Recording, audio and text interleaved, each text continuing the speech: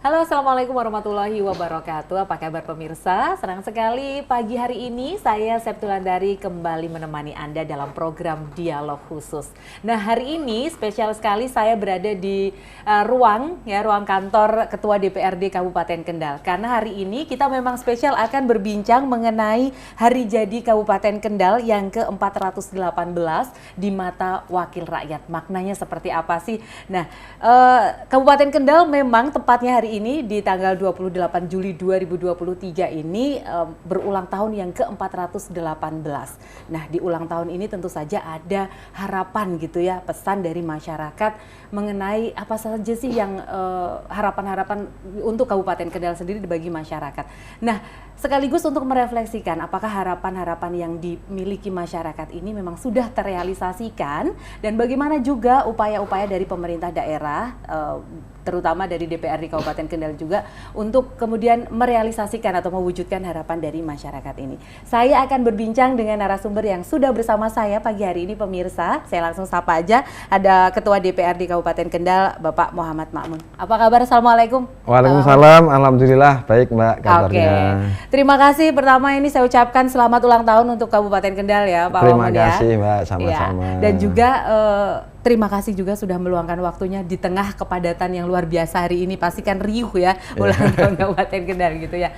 Oke, nah berbicara mengenai ulang tahun Kendal, sebenarnya rangkaian acaranya kan sepertinya sudah dilakukan dari jauh-jauh hari juga gitu ya. Boleh diceritakan terlebih dahulu gitu Pak Ma'mun? Ya, alhamdulillah hari ini di tahun 2023 artinya rangkaian hari jadi atau kegiatan hari jadi ini kan diperingati setiap tahunan.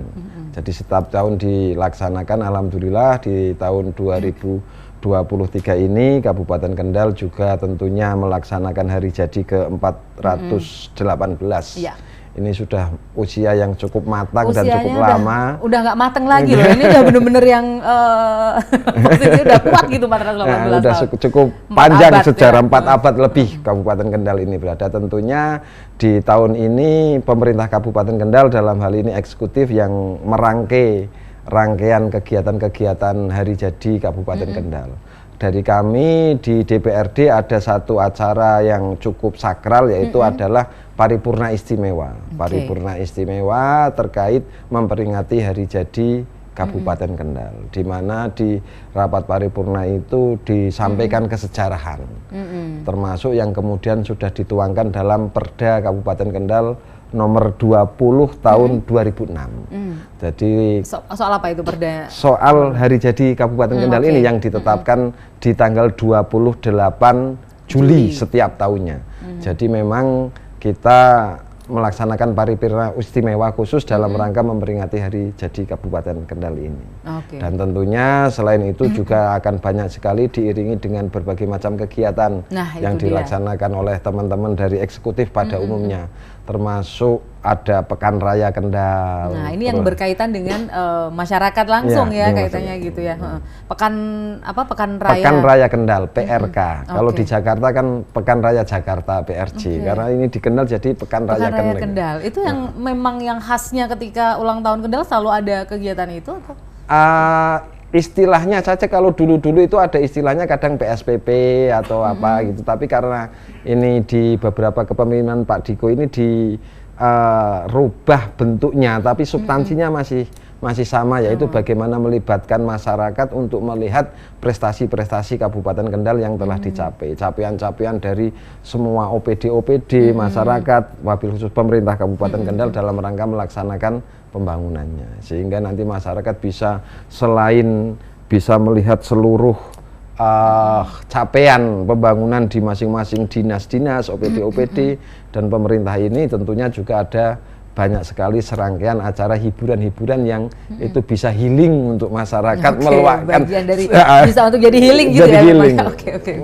Banyak ya kayak performan apa gitu, seni mungkin ya biasanya yang selalu kalau banyak sekali Mbak ya, ada pertunjukan musik, seni, budaya dan lain sebagainya yang itu bisa dijadikan masyarakat untuk bisa menikmati. Kita istilahnya salah satunya bergembira, selain kita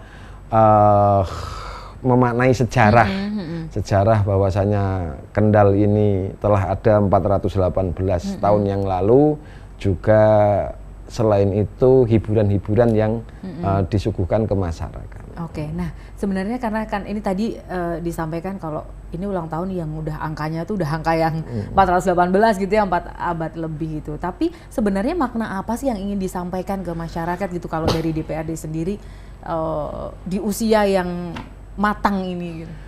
Tentunya bagi kami DPRD sangat mendorong di usia yang sudah cukup matang dan dewasa ini, tentunya Kabupaten Kendal akan lebih memaksimalkan lagi dalam rangka bagaimana upaya meningkatkan kesejahteraan masyarakat, juga bagaimana melayani masyarakat dengan sebaik-baiknya, karena tentunya di setiap tahun ini kan akan ada semacam evaluasi di mana tahun lalu kurang sempurna, misalkan dari sisi pembangunan infrastrukturnya kurang, berarti di tahun ini dilengkapi, ataupun pemberdayaan masyarakat, pemberdayaan UMKM dan lain sebagainya selalu menjadi pembelajaran. Jadi pembelajaran di tahun-tahun kemarin, di tahun ini tentunya harus menjadi lebih baik dari tahun kemarin dengan catatan-catatan yang telah ada itu menjadi evaluasi. Jadi refleksi lah ya. Refleksi setahun terakhir ini seperti apa, atau tahun sebelumnya, nanti tahun depan akan seperti apa gitu ya. Nah, ngomongin refleksi ini atau harapan-harapan yang di tahun sebelumnya ini. Memangnya seperti apa nih sekarang kalau dari DPRD, kira-kira apa sih yang di tahun sebelumnya ini kayaknya masih kurang nih, ini perlu didorong lagi nih gitu? Banyak sih Mbak di sisi pemerintahan kita ini dalam rangka pembangunan tentunya. Pembangunan infrastruktur ini masih banyak sekali yang diharapkan masyarakat.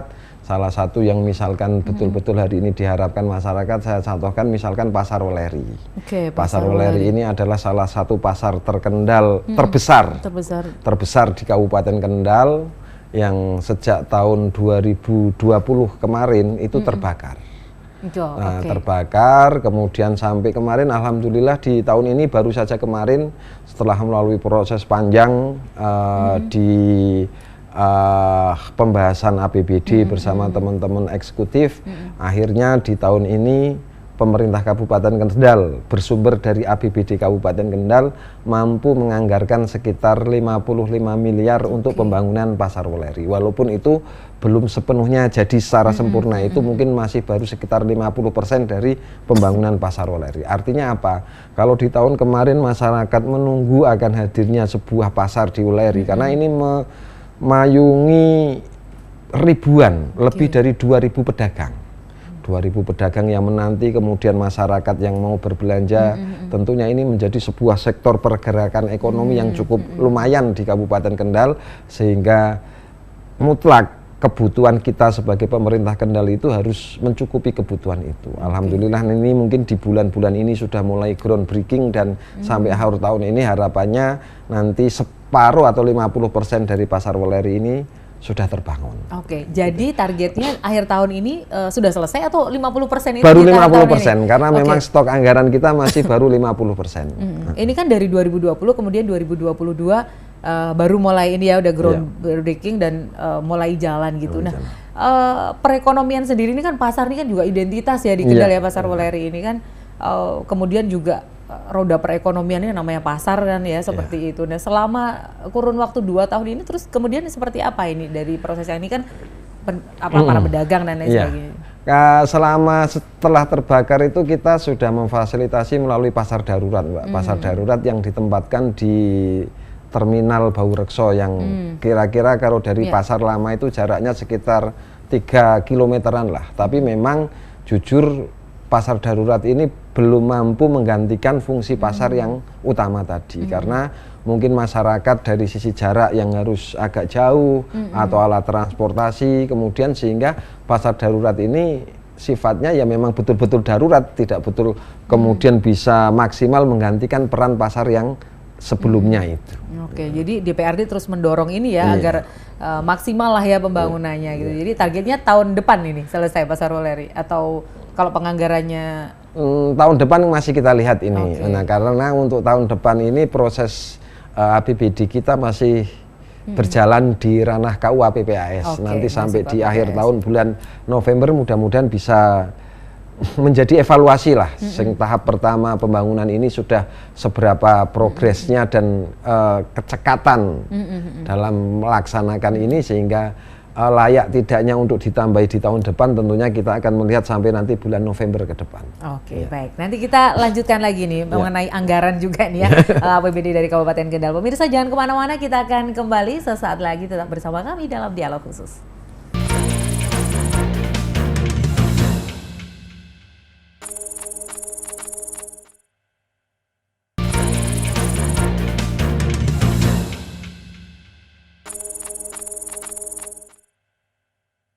Oke pemirsa, masih bersama saya dalam Dialog Khusus dan masih juga bersama dengan Ketua DPRD Kabupaten Kendal, Pak Muhammad Makmun. Oke, kita lanjutkan lagi nih Pak Muhammad, mengenai refleksi Kabupaten Kendal gitu ya, untuk yang setahun lalu dan akan kedepannya akan seperti apa.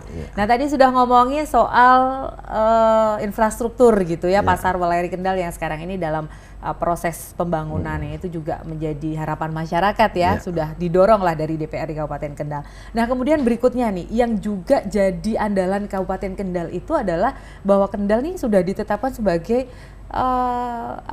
kawasan ekonomi khusus kan gitu. Nah ini sejak tahun 2019 ya kalau nggak salah, 2019. Nah sejauh ini gitu ya, sudah 4 tahun berlalu, ini seperti apa ini untuk masyarakat sendiri, kontribusinya yang terlihat seperti apa? Ya alhamdulillah hari ini sudah lumayan progresnya, walaupun tidak secepat yang kita bayangkan. Tentunya Kabupaten Kendal ini kan menjadi salah satu penyangga ibu kota Provinsi Jawa Tengah, Kota Semarang. Tentunya praktis di Kabupaten Kendal pasti dengan dibukanya atau bahkan tagline Pak Bupati kita ini kan pengen menjadikan Kendal sebagai pusat industri. Pusat industri. Alhamdulillah hari ini progresnya berjalan terus, sudah beberapa pabrik yang beroperasi yang melibatkan sektor ketenagakerjaan, artinya menyerap tenaga kerja yang cukup lumayan. Terus kemudian groundbreaking untuk pembangunan pabrik-pabrik baru juga terus berjalan. Masih artinya, ada terus ya? Terus berjalan, artinya ada kawasan industri Kendal yang berada di Kaliwungu ini terus dikembangkan. Tentunya bagaimana kita dalam hal ini pemerintah Kabupaten Kendal menarik investor. Investor, bagaimana kita membikin Kendal ini adalah sebagai kabupaten yang ramah investasi. Ramah investasi sehingga investor ini welcome, nyaman berada di Kabupaten Kendal. Dan tentunya dengan adanya industrialisasi ini kita harus selain ngomongkan persoalan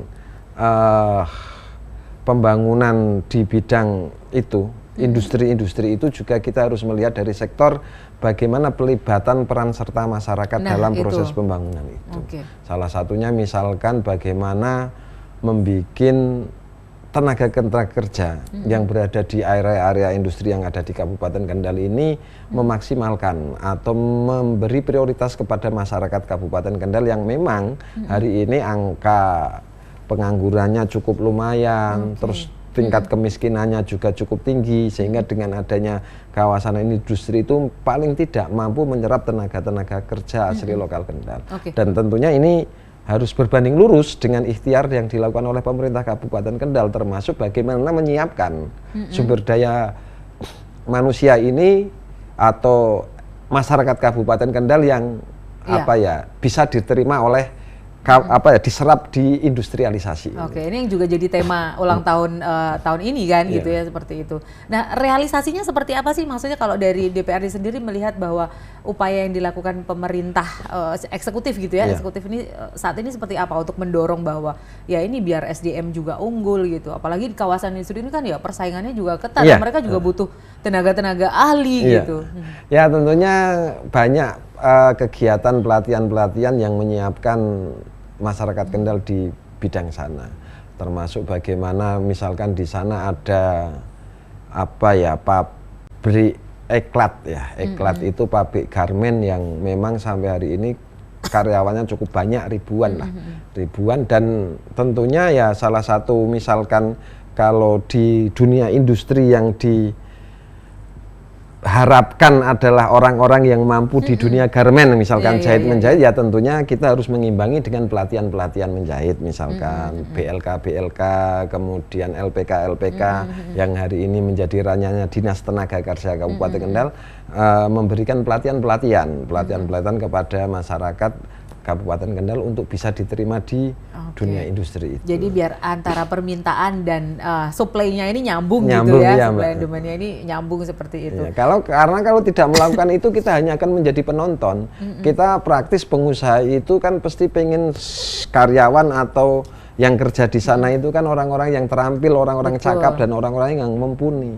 Kalau kita tidak memberikan bekal kepada masyarakat Kabupaten Kendal, ya makanya kita hanya akan menjadi penonton, tidak bisa terserap di sana. Termasuk bagaimana hari ini menyambungkan dunia industri ini dengan dunia pendidikan, misalkan pendidikan misalkan di SMK yang ada di Kabupaten Kendal, bagaimana semaksimal mungkin membuat join atau kerjasama dengan perusahaan-perusahaan, sehingga misalkan lulusan pendidikan SMK atau SLTA di Kabupaten Kendal itu bisa langsung bekerja di perusahaan. Oke. Nah, kemudian yang juga jadi sorotan adalah ketika misalkan ini sebuah daerah ini ada investasi yang cukup besar gitu ya. Biasanya masyarakat sekitar itu mereka menempati posisi-posisi yang tidak dianggap strategis gitu ya. Gitu. Nah, kalau dari DPRD Kendal sendiri seperti apa melihatnya? Apakah memang tahapan ini akan berada pada posisi itu dulu lah, yang penting terserap dulu tenaga kerja, atau seperti apa? Ya, tentunya berproses ya, Mbak. Tentunya saya yakin berproses. Kan pengusaha-pengusaha atau investor yang berada di Kendal itu kan dia tentunya saya yakin sudah mempunyai sebuah sistem, sudah mempunyai mekanisme secara internal yang dimana tentunya manajemen yang dibangun di sana itu kan murni ini ala perusahaan. Saya yakin kalau perusahaan itu kan bagaimana membangun sebuah usaha yang menguntungkan, ya, walaupun ada sisi-sisi sosial dan lain sebagainya, tapi sisi profitable dari seorang pengusaha itu pasti nggak mungkin lah orang berusaha membangun pabrik kemudian tidak untung lah. Dengan itu kan dia pasti sudah mempunyai perangkat-perangkat yang untuk melengkapi ke sana, termasuk bagaimana membangun sumber daya manusia yang ada di dalamnya. Ya tentunya ketika masyarakat Kabupaten Kendal ini mempunyai satu keahlian di bidang itu dan layak untuk ditampilkan sebagai bukan hanya di pekerja kelas bawah lah, misalkan bisa di atas atau bisa mengambil kebijakan, ya tentunya ini menjadi bagian dan harapan dari kita. Jadi didorong ke arah sana juga gitu ya. Jadi biar tetap bahwa orang-orang daerah ini yang juga nanti akan terjun di situ gitu ya.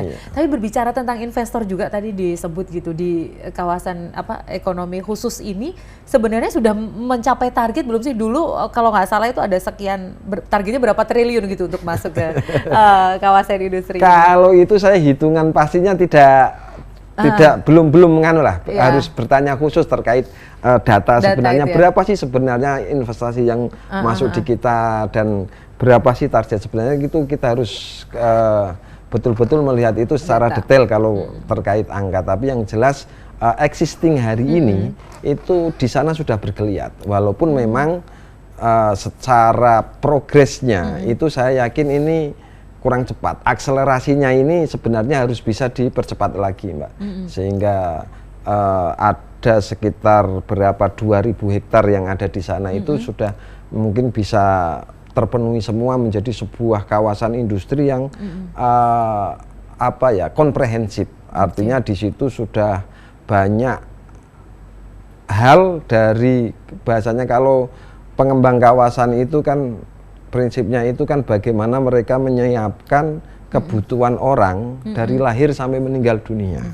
Artinya misalkan dari lahiran di situ nanti misalkan kedepannya harus ada rumah sakitnya, kemudian anak-anak sekolah di situ ada tempat sekolahnya, kemudian ada misalkan perumahan-perumahan untuk karyawan industri, bahkan sampai ada pemakaman-pemakaman. Itu kalau kita lihat di daerah misalkan Jakarta atau Karawang ya, karena yang membangun kawasan industri Kendal ini kan kerjasama dengan Jababeka.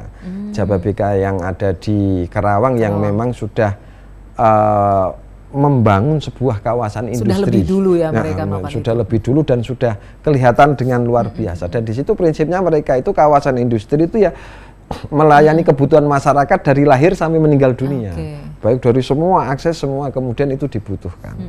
Dari sisi kesehatan, pendidikan, Semuanya perumahan, lah, all in semuanya lah itu ya all di in di situ situ. ya. Nah, ini untuk mencapai ke situ kita masih agak jauh, masih Oke. agak jauh. Kita hanya masih spot-spot beberapa perusahaan-perusahaan yang beroperasi, tapi kemudian connecting dengan misalkan dunia pendidikannya belum nyambung, dengan kesehatannya ya juga belum. Jadi baru industrinya aja yang ada di situ gitu. Ada sih Bu, apa itu sekolah SMK atau apa masih satu lah di situ.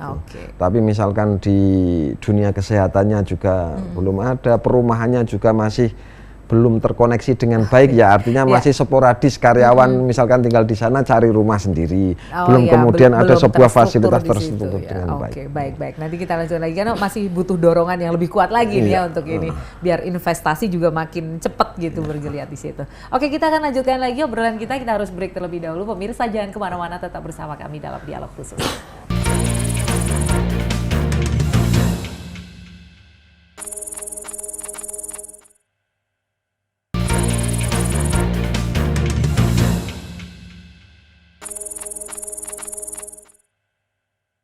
Ya, pemirsa masih bersama saya dalam Dialog Khusus dan tentu saja masih bersama dengan Ketua DPRD Kendal, Bapak Muhammad Makmun gitu ya.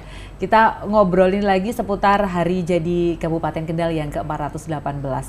Ada beberapa refleksi yang tadi sudah disebutkan, yang diantaranya juga tentang industrialisasi di Kendal gitu ya. Sekarang ini masih perlu didorong gitu ya.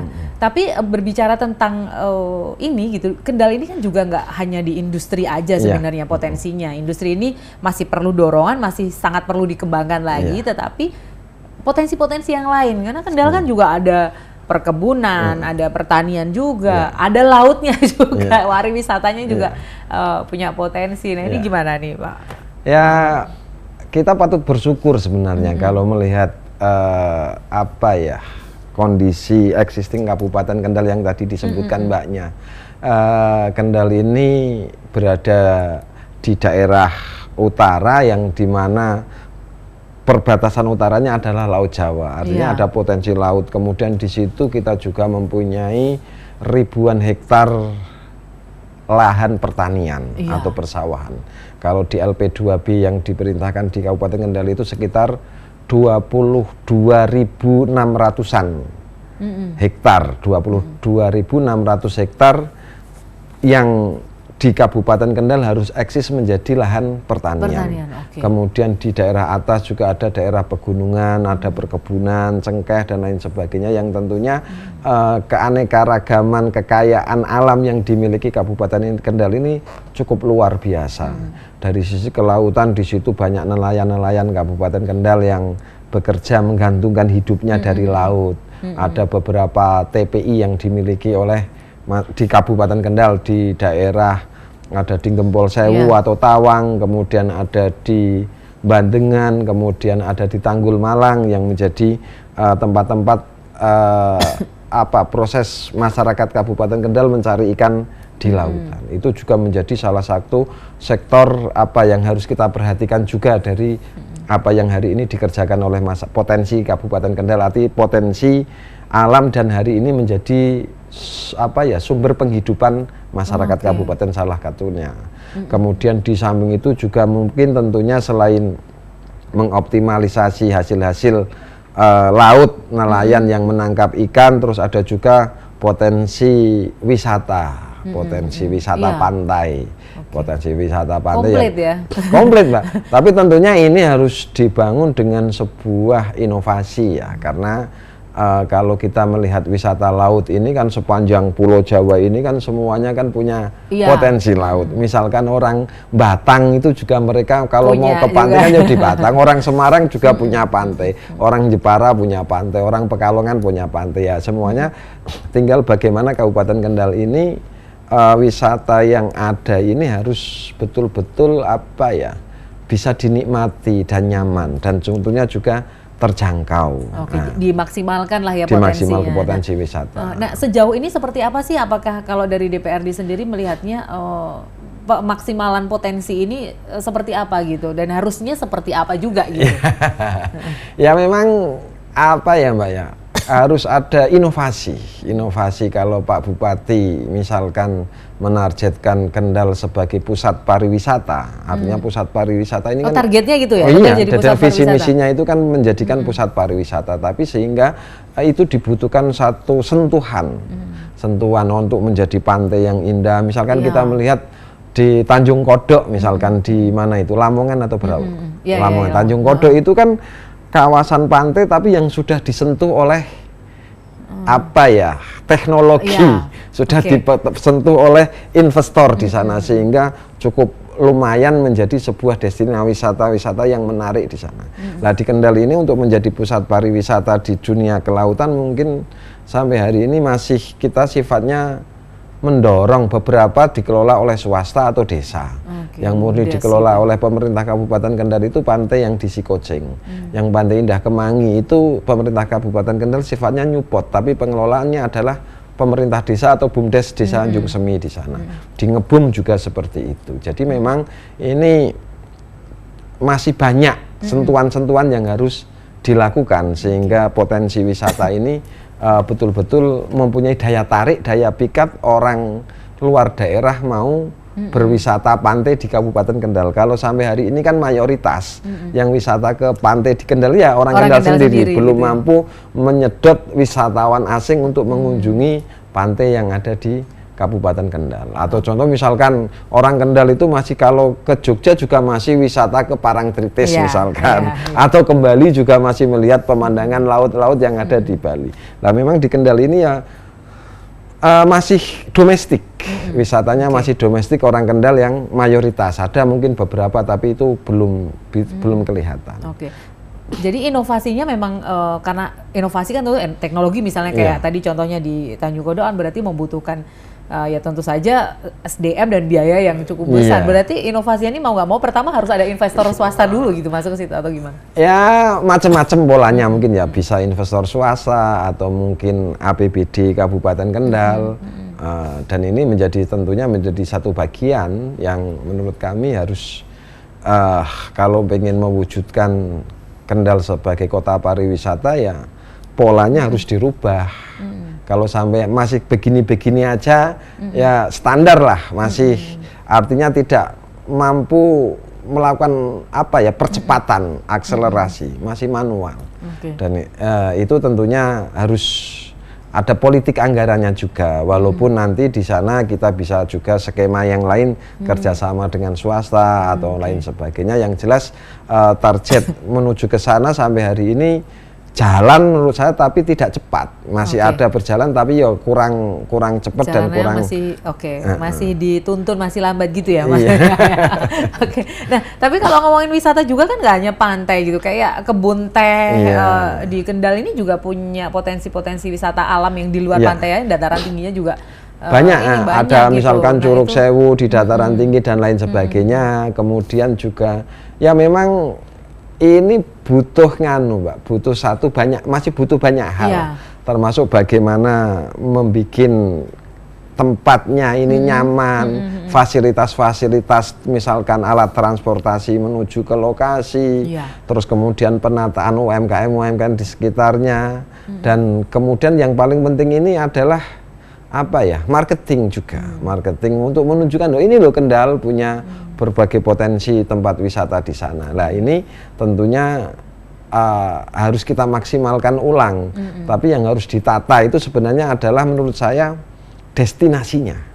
Destinasinya dulu. Nah, destinasinya itu harus ditata baik. Ketika kita mau menata destinasi ini, insya Allah nanti akan ada dari marketingnya, terus kemudian bagaimana orang luar mampu berwisata. Selama destinasinya tidak ditata ya gitu-gitu aja, tidak punya daya tarik yang luar biasa. Karena memang wisata ini kan saya melihat mengkategorikannya ada yang berasal dari alam, ada yang buatan juga gitu ya. Yang kalau buatan ini kan yang memang butuh anggaran yang cukup besar. Misalkan orang hari ini, orang mau berwisata, saya ngomong destinasi, orang mau datang ke Borobudur atau mau melihat candi, itu ya adanya di Magelang. Di Kendal tidak ada misalkan destinasi wisata yang kemudian mampu menyedot daya tarik orang luar datang ke Kendal. Atau mungkin yang wisata buatan itu misalkan hari ini yang tren itu ada yang di Owabong, yang deket-deket kita, atau di Jawa Timur ada Jatim Park 1, Jatim Park 2, itu kan buatan-buatan manusia semua. Lah kita ini kan belum ada sentuhan ke sana. Walaupun ada tuh masih parsial yang dibikin sendiri dan hanya lokal kecil-kecil gitu kecil-kecil, belum maksimal dan belum mempunyai sebuah dampak besar yang kemudian bisa mendorong terutama kan. Wisata itu kan orang bagaimana datang dengan berbahagia karena orang berwisata itu mau buang duit mau healing. Jadi karena udah bawa duit maunya dapat yang bagus kan. Belum ngomong di situnya Mbak. Nanti misalkan orang mau wisata misalkan kita ngomong fasilitas penginapan. Kita mau berwisata kemana? Misalkan ke Bali atau ke tempat lain itu satu yang dilihat adalah kita mau nginap di mana. Nah, fasilitas itu pemerintah Kabupaten Kendal juga belum cukup memadai. Jadi misalkan dari sisi penginapan, belum lagi misalkan kita wisata yang kedua yang dicari adalah kuliner. Lah, kuliner ini kan misalkan mau kuliner apa yang kemudian ini sebenarnya bisa didorong, bisa tumbuh ketika sudah punya daya tarik tadi. Karena dampak dari wisata ini sebenarnya dalam rangka menggerakkan potensi masyarakat sekitarnya cukup lumayan dalam rangka membangun kreativitas, UMKM bisa tumbuh dan lain sebagainya. PR-nya jadi didorongnya untuk ke situ ya, kalau untuk wisata gitu ya, potensi selain industri wisata, kemudian pertanian juga loh di Kendal. Tapi ditahan dulu, nanti kita ngobrol nih. Kalau di pertanian harusnya seperti apa nih? Pemirsa jangan kemana-mana, tetap bersama kami dalam Dialog Khusus.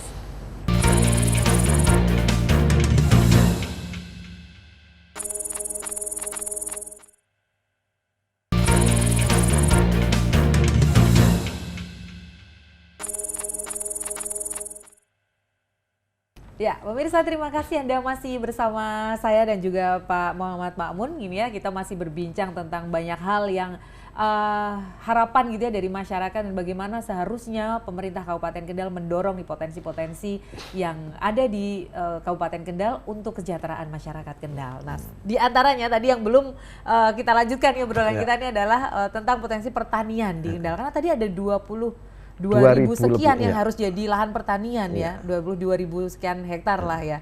Nah ini sekarang ini masih pada posisi itu kan? Ya itu wajib, perintahnya itu kan lahan pertanian abadi yang harus dimiliki oleh Kabupaten Kendal itu minimal 22.600-an lah, saya hitungannya di angka kurang lebihnya di situ.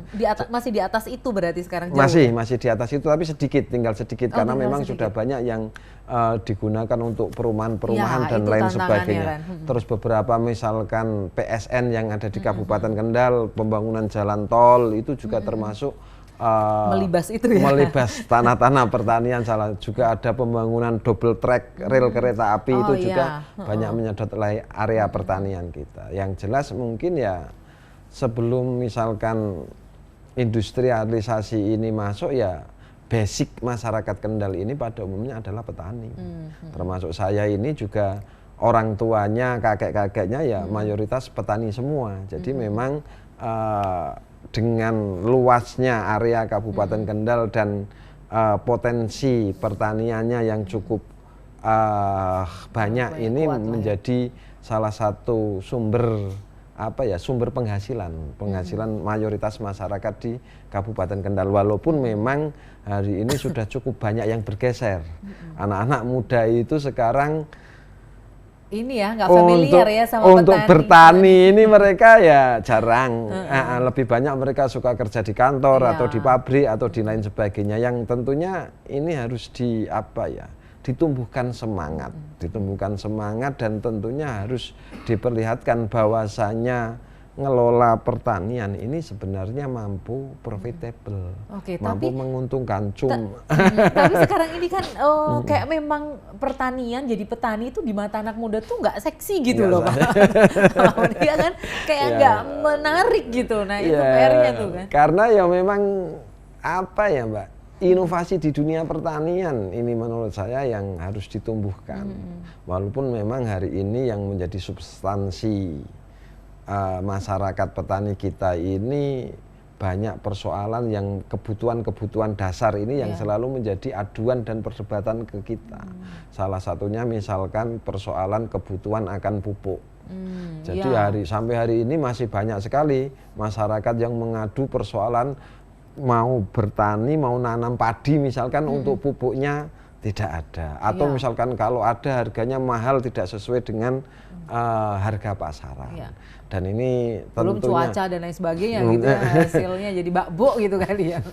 Nah itulah tentunya yang menurut kami kebutuhan-kebutuhan dasar, kebutuhan-kebutuhan dasar petani ini yang harus dicukupi. Salah satunya adalah pupuk, walaupun nanti kedepannya juga bagaimana mendorong dan membuat satu platform pertanian yang organik ya, yang memang tapi secara mayoritas hari ini masih pupuk kimia menjadi bagian dari gaya hidup petani kita mayoritas.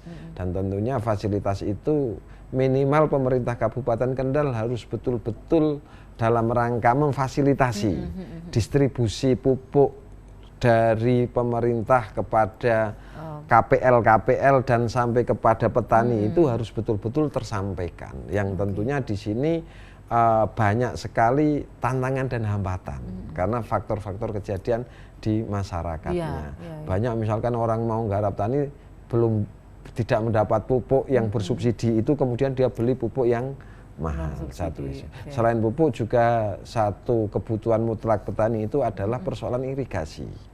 Irigasi menjadi penting bagi petani dalam rangka pasokan air sampai ke sawah-sawah mereka. Dan ini yang menjadi bagian bagaimana kita betul-betul harus mampu memberikan fasilitas kebutuhan dasar ini. Dan tentunya ke depan dengan kebutuhan-kebutuhan dasar yang ada ini, inovasi di dunia pertanian akan muncul. Karena kalau hari ini misalkan mayoritas petani kita nanamnya padi, nanam jagung yang memang dari sisi harganya sudah terukur. Kita punya lahan misalkan 0,5 hektar atau 1 hektar, ditanamin padi itu sudah bisa dihitung karena harga padi ya paling tinggi segitu, paling rendah segitu. Tapi ketika kita mampu membuat satu, ya tentunya terobosan, walaupun tidak semua orang tidak mudah, kadang juga lagi-lagi persoalannya di permodalan. Banyak sekali misalkan varietas-varietas pertanian yang bisa dikembangkan, tapi kalau petani tinggal ini kan juga ada spekulasi terkait biaya produksinya ini betul-betul harus mampu. Kalau misalkan dia tidak mampu kan juga rata-rata ya standarnya namanya jagung, padi yang bahasanya secara sudah pasti untungnya. Tapi kalau misalkan mau nanam bawang merah, kemudian ada misalkan semangka, ada melon, ada cabai. Ini yang produk-produk jenis-jenis pertanian yang memang membutuhkan semacam tantangan yang tentunya tidak semua orang berani untuk berspekulasi ini. Misalkan hari ini harga bawang merah lagi jatuh. Nah, ini kan menjadi persoalan juga bagi misalkan petani yang modalnya pas-pasan. Jadi jarang yang berani untuk melakukan itu juga. Nah, ini harga-harganya tertentu itu fluktuatif ya, mereka nggak terbiasa gitu. Nah, kalau dari DPRD sendiri kan DPRD ini punya fungsi yang juga secara anggaran gitu ya, dengan potensi-potensi yang ada itu kan juga fungsi untuk menganggarkan di situ gitu ya, secara mengelola menganggarkan lah ya untuk kepentingan masyarakat dengan potensi-potensi yang ada itu. DPRD sendiri seperti apa? Kan ini bisa nih punya kewenangan di situ. Ada, kita memang punya kewenangan fungsi penganggaran yang dimana persetujuan bersama dengan eksekutif. Jadi memang saya beberapa hari atau beberapa tahun terakhir ini sudah selalu mendorong untuk terutama Dinas Pertanian merumuskan pola keberadaan Dinas Pertanian di Kabupaten Kendal itu mampu memberikan satu kayak pelayanan ke masyarakat terkait bagaimana membangun secara umum di dunia pertanian ini. Tapi memang lagi-lagi sebenarnya ini dari serangkaian yang kita bicarakan itu kan sebenarnya kita ini kan kalau filosofi orang Jawa itu ati karep bondo cupet. Jadi kita melihat seperti itu, dari keinginan yang banyak, dari misalkan sektor industri, pariwisata, pertanian, pendidikan, kesehatan, itu semuanya membutuhkan anggaran semua. Sehingga skala prioritas mutlak diperlukan, karena satu sisi dengan anggaran yang dibutuhkan begitu banyak, sementara kemampuan keuangan kita tidak mampu mengcover secara keseluruhan, termasuk pembangunan infrastruktur dan lain sebagainya. Nah ini tentunya sektor peningkatan pendapatan asli daerah ini menjadi cukup krusial sebagai modal bagaimana kita memberikan baik pelayanan atau pembangunan yang ada di masyarakat kita ini. Sehingga ya Dinas Pertanian misalkan mau membuat sebuah perencanaan OPD ini dari kebutuhan yang dia tampilkan, mungkin ini kan terseleksi nanti kepada TAPD, tim anggaran pemerintah daerah, kemudian baru sampai kepada DPRD yang kemudian ditata di sana, harus dikombinasikan, dibagi. Minimal ya yang harus kita lakukan hari ini yang kebutuhan dasar itu tadi menurut saya yang harus dipastikan kepada petani, Mbak. Pastikan bahwasanya stok pupuk itu ada, distribusinya jalan, kartu tani yang dimiliki masyarakat itu betul-betul bisa secara maksimal, terus bagaimana menghindari adanya calo-calo atau orang-orang yang mendagangkan pupuk yang lebih dari harga pasar, itu harus kita tertibkan. Terus juga termasuk bagaimana memberikan fasilitas hal itu tadi, membangun irigasi. Nah ini irigasi mutlak bagi seorang petani. Jadi memang itu tadi ya, ati karep bondo cupet. Jadi berarti yang harus dimaksimalkan adalah di tata kelola keuangannya itu kan, nanti biar mana yang prioritas dan yang tidak prioritas ini biar bisa jadi prioritas bersama yang lain gitu. Cara carinya itu loh. Oke, baik, kita akan lanjutkan lagi obrolan kita bersama dengan Ketua DPRD Kabupaten Kendal nanti setelah jeda berikut ini.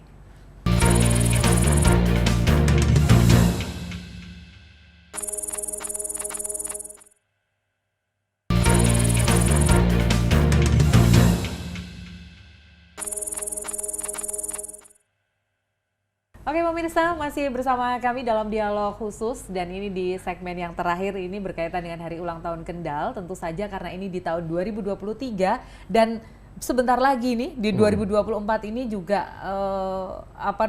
pesta demokrasi ini kita ada 2 event besar gitu ya.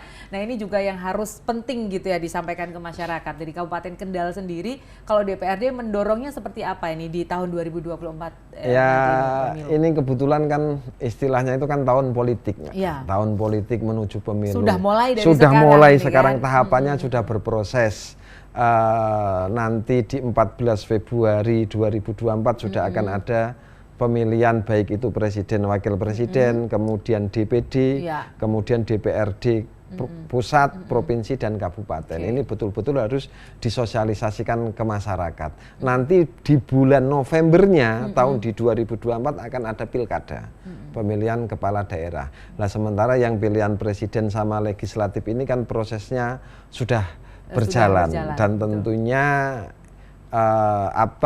informasi-informasi ini harus betul-betul tersampaikan kepada masyarakat untuk mengikuti proses. Misalkan kayak kemarin proses penetapan daftar calon pemilih atau DPT, daftar pemilih tetap. Ini kan dipastikan jangan sampai ada orang masyarakat Kabupaten Kendal yang sudah usianya memenuhi persyaratan kok belum mendapatkan hak pilih, belum terdaftar. Ya, tentunya itu harus kita maksimalkan bagaimana 100% penduduk Kabupaten Kendal yang sudah memenuhi syarat harus mempunyai hak pilihnya. Walaupun nanti digunakan atau tidak, itu terserah individunya, tapi kita memastikan hak pilih ini terdaftar menjadi DPT atau daftar pemilih tetap. Nah ini tentunya terus kita lakukan bersama-sama dengan penyelenggaranya lah, kita dorong penyelenggara untuk melakukan ini. Dan kemudian juga yang mutlak di tahun politik ini tentunya kondusivitas. Nah itu situasi politik lah ya gitu di masyarakat. Kondusivitas masyarakat betul-betul harus dijaga. Bahwasanya pemilu ini adalah hal yang rutin setiap 5 tahun sekali, tapi persatuan, kesatuan kita, persaudaraan kita dengan tetangga, dengan teman, dengan kawan ini walaupun beda pilihan itu tidak tercerabut.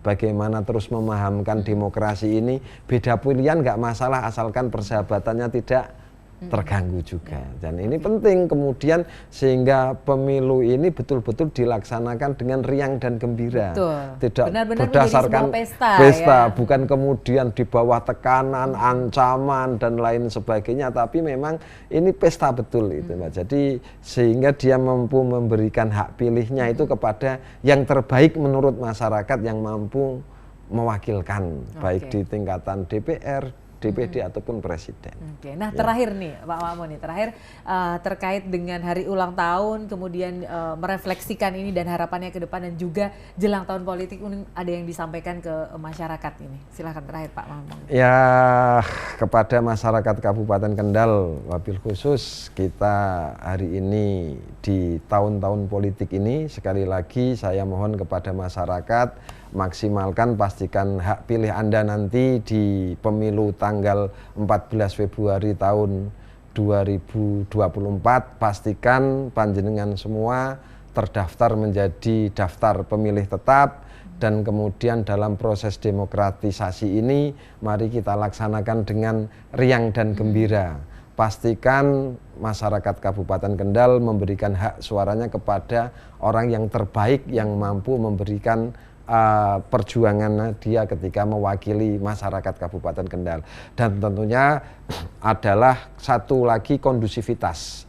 Kondusivitas wilayah ini harus betul-betul kita jaga, kita betul-betul melaksanakan pemilu ini dengan aman dan damai.